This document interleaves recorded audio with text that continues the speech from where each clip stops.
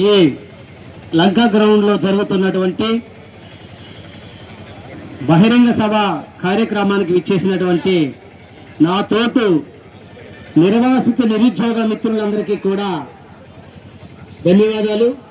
అలాగే మనకు సంఘీభావంగా వచ్చినటువంటి పల్లా కార్తిక్ గారికి కానీ, అలాగే మన మహాదేవ్ గారికి కానీ, ఇతర పెద్దలకు కానీ మన యొక్క నిర్వాసితుల తరపు నుండి వారికి కూడా ధన్యవాదాలు తెలియజేస్తున్నాం.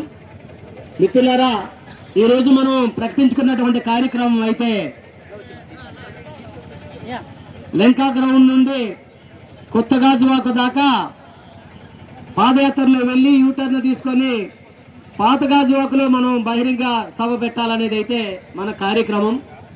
కానీ దురదృష్టవస్తూ ప్రజల హక్కులకు గౌరవం లేకుండా చేసినటువంటి పాలకులు ఏలడం వలన ఈరోజు మనం ప్రకటించినటువంటి కార్యక్రమాన్ని ఆచరణలో రుజువు చేసుకోలేకపోయాం. ఇందుకు కారణం మనం కాదు, ఈ దేశాన్ని ఏలే నాయకులే. ఇందుకు కారణం పోలీసు కాదు, ఈ దేశాన్ని ఏలే నాయకులే. ఎందుకంటే మనం ఈ పర్మిషన్ కోసం 15 రోజుల ముందు మనం లెటర్ పెట్టుకున్నాం పద్ధతిగా. ఏసీపీ గారికి లెటర్ చేసి పోస్ట్ చేశాం. అయితే వారేమన్నారంటే హైవే మీద ధర్నాలకు పర్మిషన్ లేవు, ర్యాలీలకు పర్మిషన్ లేవు అని ఏసీపీ గారు చెప్పడం జరిగింది. తిరిగి మనం ఎమ్మెల్యే గారి దగ్గరికి వెళ్ళడం జరిగింది. ఎమ్మెల్యే గారు నేను మాట్లాడతాను, మీకు ఇప్పిస్తానని చెప్పడం జరిగింది. మన ఎదురుగానే ఏసీపీ గారికి ఫోన్ చేసి, సార్ వాళ్ళు మా నిర్వాసితులు లేకపోతే మేము లేము, నిర్వాసితుల కోసమే స్టీల్ ప్లాంట్ అని చెప్పేసి మన ఎదురుగానే అవుట్ స్పీకర్ పెట్టి చెప్పడం జరిగింది. అలాగే ఆయన మాట్లాడిన తర్వాత ఓకే సార్, అలాగే మాకేం ఇబ్బంది లేదని చెప్పడం జరిగింది. మరి రాష్ట్ర ప్రభుత్వం నుండి, ఇక్కడ నుండి పోలీసు యంత్రాంగం నుండి ఇలా మాట్లాడుకున్నప్పుడు మరి మనకెందుకు పర్మిషన్ ఇవ్వలేదు ర్యాలీకి? ఇందులో ఉన్న అంతరం ఏమిటి? ఇది కూడా మనం గమనించాలి కదా.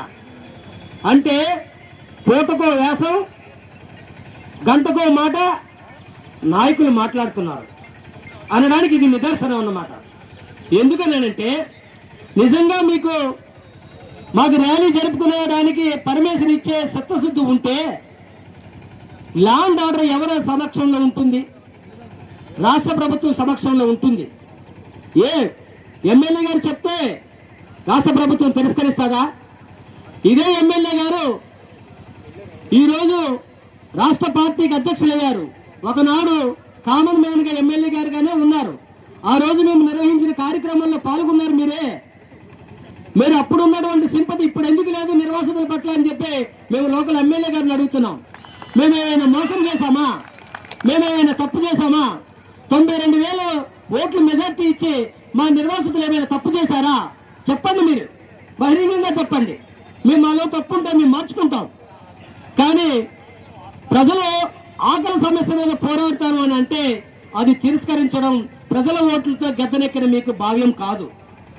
ఇది ధర్మము కాదు, ఇది ప్రజాస్వామ్యము కాదు. ప్రజాస్వామ్యం అంటే ప్రజల మాటని, ప్రజల బాధని తెలియపరుచుకునే అధికారం, హక్కు ఉండాలి కదా. అదే కదా మనకి రాజ్యాంగంలో కల్పించినటువంటి మౌలిక సూత్రాలు. ఆ సూత్రాలను మీరు గాడిలో పెట్టుకోకుండా, అమలు చేయకోకుండా మీకు నచ్చినట్టు నియంత్రణంగా వ్యవహరిస్తాము అని అంటే ప్రజలు ఊరికినే మీ మూచెక్కిన నీరు తాగే ప్రజలు కాదు. ప్రజలు ఎప్పుడూను ప్రజలు స్వేచ్ఛాజీవులు. తమ వృత్తులు వాళ్ళు చేసుకుంటూ స్వేచ్ఛగా జీవించేవారే ప్రజలు.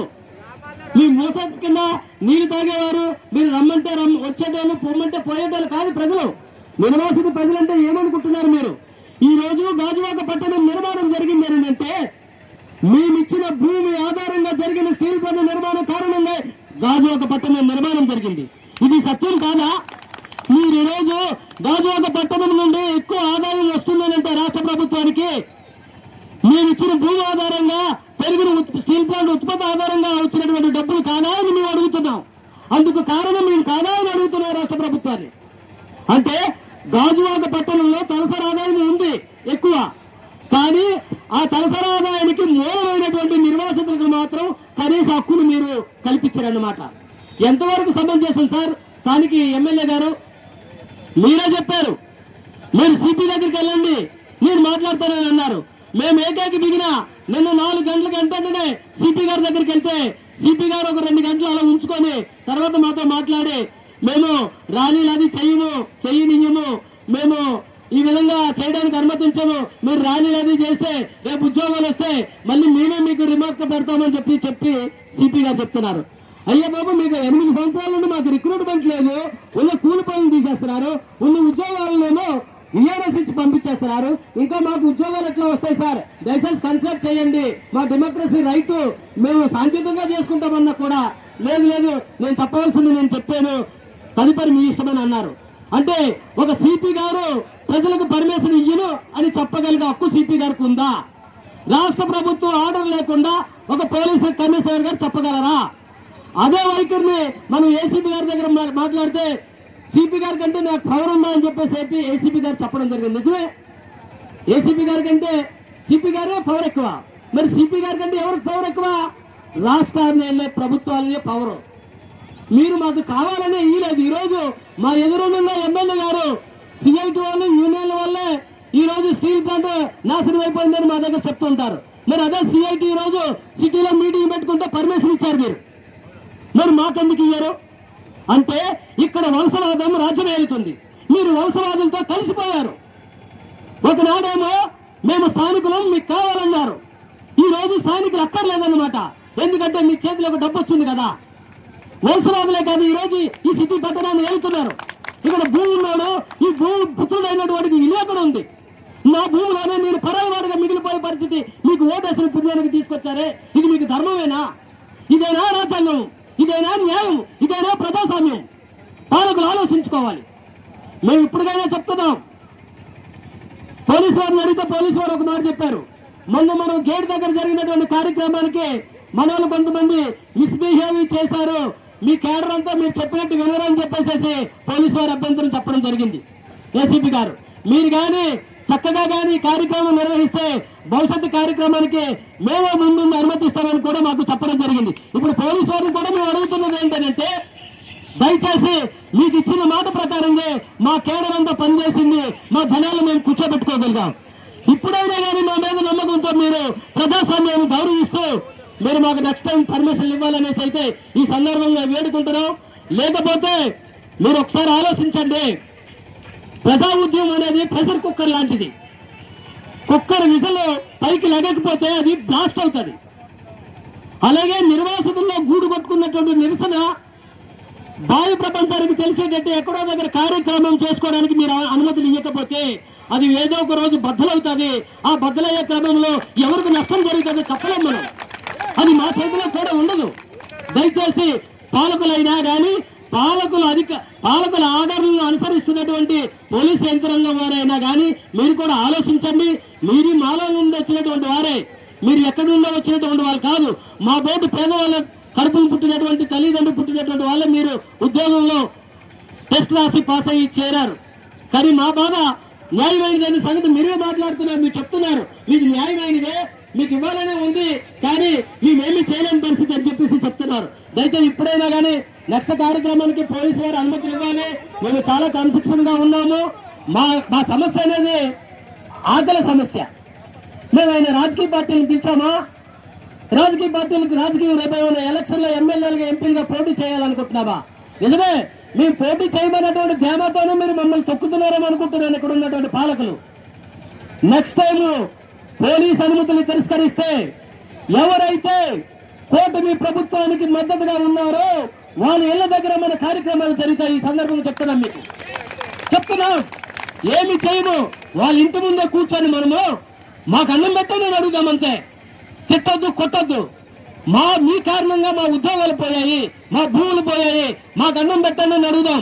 ఇక్కడ జనసేన పార్టీ నుండి కోన తాతారావు గారు ఉన్నారు, తెలుగుదేశం పార్టీ నుండి బల్ల శ్రీనివాసరావు గారు ఉన్నారు, అలాగే కర్నూలు నరసింహరావు గారు బీజేపీ పార్టీ నుండి ఉన్నారు.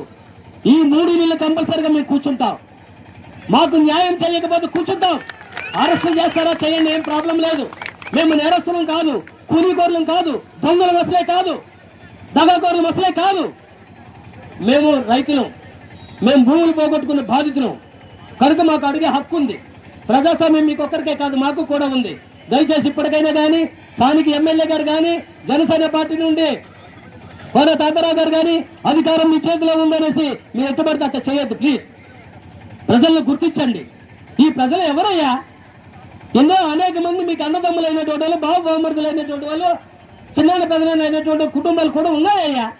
మీ కుటుంబాల్లో మీరు నొక్కేసుకుంటున్నారు అధికారం పేరుతో. సిగ్గు ఇంతకంటే సిగ్గుసేట ఏమైనా ఉంటుందా? అధికారం వస్తే మన పక్కోడు మనం ఆదరించుకోవాలి, మన కుటుంబకుడు మనం కవర్ చేసుకోవాలి, అది బతకాలని మానవత్వంతో కలిగి ఉండాలి. ఏమైపోయిందయ్యా మీ మానవత్వం? చచ్చిపోయిందా? బయటికి నీతులు చెప్తారు, ఆచరణలోనేమో క్రూరత్వాన్ని ప్రదర్శిస్తారా? ఇది ధర్మమేనా? ఎన్నాళ్ళు సాగవి ఆటలు? దయచేసి ప్రజలు మీ అందరికీ కూడా నేను చెప్తుంది ఏంటంటే, మనము 8,000 మంది అనుకున్నాం, కానీ ఎంతమంది రాగలిగాము? ఇదే కాదు వాళ్ళకి వీక్నెస్ పాయింట్ గా మారుతుంది. మనలో ఎంతమంది మనం కరెక్ట్ గా పని చేయగలిగి జనాలను మనం మోటివేషన్ చేయగలుగుతున్నాం? మనలో ఎంతమంది జనాలు కూడగట్టగలుగుతున్నాం? ఇది మన మైనస్ కాదా? మనకు మైకలు దొరికితే వచ్చినట్టు ఇష్టం వచ్చినట్టు మాట్లాడడం కాదు కదా. గ్రౌండ్ లెవెల్లో మన తాలూకా ప్రజల్ని మనం కూడగట్టాలి. ప్రజా ఉద్యమంలో వాళ్ళ అవసరాలను వాళ్ళకి గుర్తు చేసి కదులు రమ్మని మనం చెప్పుకోవాలి. అలా చెప్పినప్పుడే కరెక్ట్ గా జనం రోడ్డు ఎక్కే పరిస్థితి వస్తుంది. నెక్స్ట్ కార్యక్రమం అనేది చాలా భారీ ఎత్తున ఉంటుంది కనుక ఈ కార్యక్రమం ఏదో ఇక్కడ జరిగిందనేసి ఎవరు నిరుత్సాహపడవద్దు. ఒకటి గుర్తించుకోండి, బాలును మనం ఎంత గట్టిగా కిందకు కొడితే అంతే గట్టిగా పైకి లెగుస్తుంది. వీళ్ళు మన మీద ఎంత నిర్బంధాన్ని ప్రయోగిస్తే అంతే ఎదురీత మనం ఇదిద్దాం. భయపడే రకాలు కాదు. పోలీసు కేసులు కొత్త కాదు, జైలు కొత్త కాదు, అన్ని అనుభవించినటువంటి వాళ్ళమే. భయపడవలసిన అవసరం అంతకంటే లేదు. ఇవాళ మనం ఇంకొక మాట చెప్తున్నాను నేను వీళ్ళకి, నక్సలైట్లు లొంగిపోతే వాళ్ళకి భూమి ఇస్తున్నారు, డబ్బులు ఇస్తున్నారు. ఏమయ్యా భూమి పోగొట్టుకున్న ప్రజలకు భూమి ఇవ్వడానికి మీకేమైంది? మీకేమైందని అడుగుతా పాలకుల్ని. మరి ప్రజలు నక్సలైట్ల ఆదాయాలు పట్టుకోవాలని కోరుకుంటున్నారు మీరు? చెప్పండి. అదే మీ పద్ధతి అయితే అదే చేస్తారు ప్రజలు, అదే చేస్తారని కేంద్ర రాష్ట్ర ప్రభుత్వాలు కోరుతున్నాం మేము. మీరు జనజీవనంలోకి రావాలని చెప్పేసి ప్రజల్ని నక్సలైట్లు పిలుపునిస్తున్నారు. జనజీవనంలో ఉన్నటువంటి రైతులనేమో బిచ్చగాలుగా మారుస్తున్నారు. ఇదేనా మీ నీతి? కేంద్ర ప్రభుత్వాన్ని ప్రశ్నిస్తున్నాం మేము, రాష్ట్ర ప్రభుత్వాన్ని ప్రశ్నిస్తున్నాం. అటువంటి మనుషులు మేము కాదా? ఆయుధాలు పట్టుకుంటేనే మనిషా? ఆయుధం పట్టుకున్నాడు మనిషి కాదా? ఆ పరిస్థితులు మీరే కల్పిస్తారు రేపు. దయచేసి అటు పరిస్థితులు కల్పించొద్దు. మాది రాజకీయ సమస్య కాదు, మాది ఆర్థిక సమస్య. ఆర్థిక సమస్య పరిష్కారం కాకపోతే మనసులో తిరుగుబాటు వస్తుంది. పసి బిడ్డ సైతం పాలికపోతే తన ఏడుపు నిలిపించి నిరసన తెలియపరుస్తుంది బాలంతి తల్లికి. మేమందరం పెద్దవాళ్ళమయ్యా, మా బిడ్డల కోసం మేము ఏ పోరాటమైనా చేయడానికి, ఎటువంటి తిరుగుబాటుకైనా సిద్ధంగా ఉంటామని ఈ రోజు రాష్ట్ర ప్రభుత్వానికి కేంద్ర ప్రభుత్వానికి తెలియజేస్తున్నాం. తక్షణమే మా దగ్గర తీసుకున్న భూమి ఏదైతే ఉందో అది 1975 భూ సంస్కరణల చట్ట ప్రకారంగా ఆనాడు దేశంలో ప్రజా ఉద్యమాలను అనుసరిస్తూ మీరు భూ సంస్కరణల చట్ట ప్రకారం భూమి పంచారు. రైతులకి, ప్రజలకి, సామాన్య ప్రజలకు భూమి పంచారు. ఆ చట్ట ప్రకారంగా ఏదైనా మాకు భూమి పంచవలసినటువంటి హక్కు ఉంది. లేదా భూసేకరణ చట్టం 2013 అది కేంద్ర ప్రభుత్వం చేసినటువంటి చట్టమే. ఆ చట్ట ప్రకారంగానైనా కానీ రైతు దగ్గర తీసుకున్న భూమిని ఆ ఫ్యాక్టరీకి ప్రభుత్వం కానీ ప్రైవేట్ యాజమాన్యం కానీ ఉపయోగించకపోతే తిరిగి రైతుగా ఇచ్చేయాలని చెప్పి భూసేకరణ చట్టం చెప్తుంది. ఈ 2 చట్టాలు ఉన్నాయి మాకు భూమి పంచడానికి. మీరు చేసిన చట్టాలే, మీరు పార్లమెంట్ లో గీసిన గీతలే ఇవి. మేము గీసిన గీతలు కాదు, మీరు గీసిన గీతలే మీరు అనుసరించండి. ఈ కేంద్ర రాష్ట్ర ప్రభుత్వం మేము అడుగుతున్నది అదే. మీరు గీసిన గీతలే మీరు అనుసరించి మా భూమి మాకు పంచండి. మీరు రైతులను మీరు నిర్వాసితులను చేసినప్పుడు కాంపన్సేషన్ చట్టం ఒకటి తీసుకొచ్చారు. కాంపన్సేషన్ చట్ట ప్రకారంగా ఆ రైతుకు వృత్తి పోతుంది కాబట్టి ప్రత్యామ్నాయ ఉపాధి కల్పించినంత వరకు కూడా జీవన వృత్తి ఇవ్వాలని కాంపన్సేషన్ చట్టం చెప్తుంది, జీవన వృత్తి చట్టం. ఆ చట్ట ప్రకారంగా నెలకి 25,000 రూపాయలు మాకు భూమి పంచినంత వరకు నెలకి 25,000 రూపాయలు జీవన వృత్తి చెల్లించాలనేసి కేంద్ర రాష్ట్ర ప్రభుత్వాలను అడుగుతున్నాం. మేము మాట్లాడిన ప్రతిదీ కూడా మీరు లెక్కించుకోండి, చట్టబద్ధమైనయే. మేము చేస్తున్న మీటింగ్ కూడా చట్టబద్ధమైనదే. పాలకులు కానీ పోలీసు యంత్రాంగం వారు కానీ అర్థం చేసుకొని మా డిమాండ్లు పరిష్కారం చేయాలని, మున్ముందు కూడా పరిష్కారం అవ్వలేని పక్షంలో మున్ముందు కూడా రకరకాల కార్యక్రమాలు చేస్తామని, జరగబోతున్న ప్రతి కార్యక్రమంలో కూడా మన నిర్వాసిత ప్రజానికం ఇలాగే కాకుండా ఇంకా భారీ ఎత్తున రావాలనేసి తెలియజేస్తూ ఇప్పుడు